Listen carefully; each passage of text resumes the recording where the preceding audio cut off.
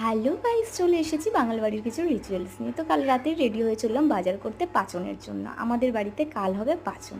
এদিকে তৈরি হচ্ছে লাবণ, মানে খই গুঁড়ো করে সেটাকে আবার গুড় দিয়ে মেখে এইভাবে ছাঁচে ফেলে সন্দেশ বানাতে হয়, বা কেউ নাড়ুর মতো করেও রেখে দেয়। সেটাকে কালকে মুখে দিয়ে তারপরে ভাত খেতে হয়। এদিকে কিছু বাজার কম পড়াতে দীপঙ্কর নিয়ে চলে এলো বাজার।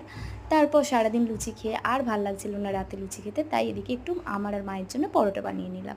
তারপর মাঝরাতে সব রকম কাঁটা জাতীয় গাছ শুকনো করে সেগুলোকে পোড়ানো হয়, একে বলে জাগ জ্বালানো।